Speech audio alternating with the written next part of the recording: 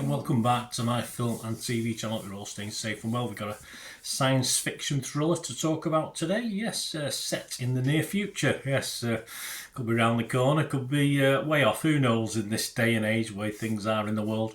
But anyway, we're looking at something called The Assessment. Let's not get all worried and let's enjoy a film, eh? Although, enjoyment perhaps isn't a thing. Entertainment, bordering on not entertaining. It's quite a serious film, reading between the lines and digging deep into it. You want to think too much about it, but let's just see what it's about. It's written by Dave Thomas, Neil Garth Cox and John Donnelly, and directed by Fleur Fortune in her directorial debut. There you go. So I think she did okay. She did fine.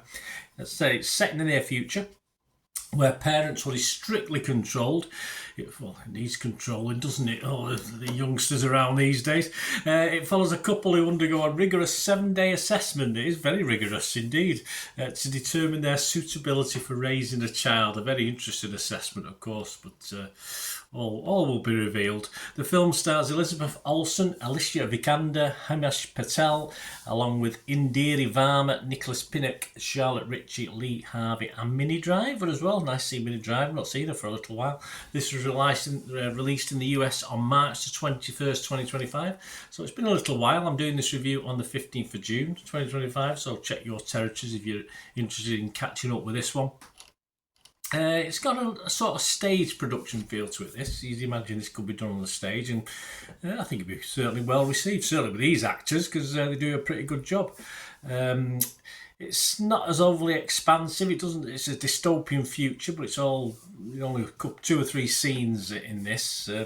A little inexpansive, if you like, within a 2-hour runtime, and an interesting payoff. Although it is a bit sad, a bit depressing, unfortunately. As I said, it probably will make you a little bit think, but I would say don't think about it. Just don't worry about it. This is something you would worry about if this was what we had to look forward to. I mean, the pace and style won't appeal to all sci-fi fans. It's not an action film by any means, very wordy as you'd expect.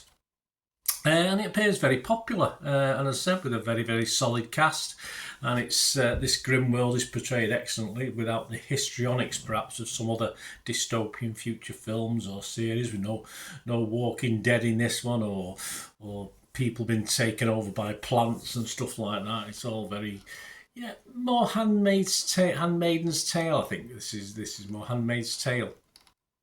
Peter Bradshaw from The Guardian, he liked it. He gave it 80. He said, opinions may divide about the extended coda that Fortune gives her story, but it is evidence that she's ambitious for something that eludes so many filmmakers. An ending. It's a stylish debut. I do like an ending, I must admit. And yes, this almost ties up everything in a nice little bow. But towards the end, it does try to expand beyond. You get a bit more more worldly look to it, and it doesn't. It's sort of a bit of a mixed result by the end. Although, as I said, one of the final scenes is very powerful indeed. But it does sort of go into something that it's not really touched upon that much in the old film. So it just seems a bit of a waste at the end. Janet Kunsoulis from New York Times. She wasn't as convinced as our friend Peter, but she gave it 60 out of 100. She said, a sterile drama about state-controlled procreation. The Assessment, the first feature from French director Fleur Fortune, is visually stark and emotionally chilling. This, as I said, this could be a future way off, or it could be just round the corner. Who knows in this day and age? And it sort of adds to the darkness of it all, I suppose. And for me, the lack of hope that's also buried in this film. There is hope, but it certainly doesn't leave you with that hope by the end of it, when obviously certain things are unveiled and revealed to us. As I said, there's an interesting Handmaid's Tale vibe to this. Though it doesn't always work. It remains intermittently watchable for me.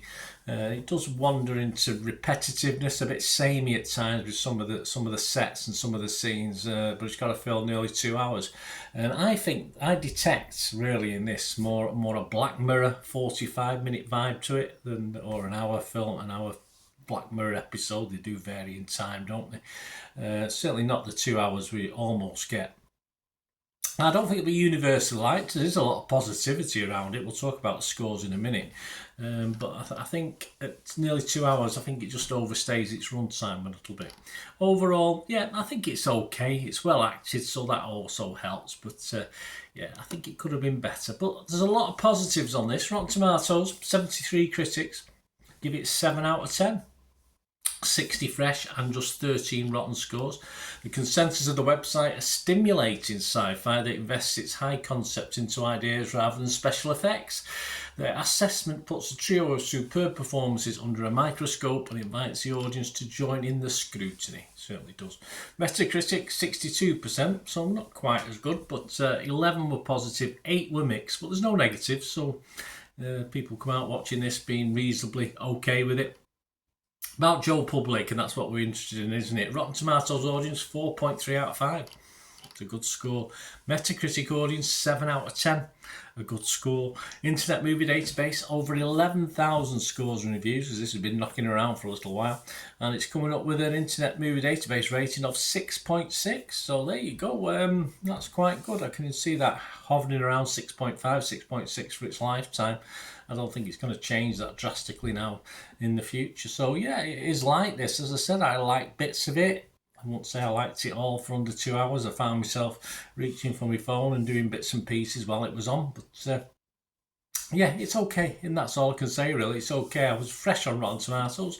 I was positive on Metacritic because it was an okay story. It's a bit long, and I'll give this my watchable score, which is 6 out of 10. So I scored it 6 out of 10. Let me know what you think, guys, anyway, about this film or anything to do with film and TV. It'd be great to hear your views and opinions as ever. And please, if you do like what I try and do on the channel, we do have of course, if you push those buttons, we do have membership, stuff like that. But if you want to know ways of helping support me going forward, if you like what I try and do, all I ever ask is you keep watching and listening. Please to help me out, guys. If you watch the ads, if the ads on this, YouTube ads, that helps in a very little way, but it all helps. It all, watch the pennies and pounds look after themselves, they say, don't they? Or the pennies or the 10p's look after themselves. But if you watch the ads or follow the links on the ads as well, that's always a nice way to support the channel. If you sort of hang on for it. I've done that. I watched other people's and followed the ads, just something I fancied, which does happen from time to time.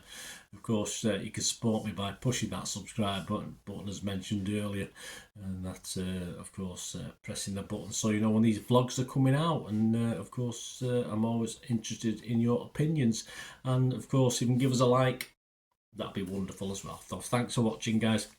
Hopefully I'll join you very, very soon with something else. Until we meet again, I'll never ask one thing, don't I? Please stay safe, everyone.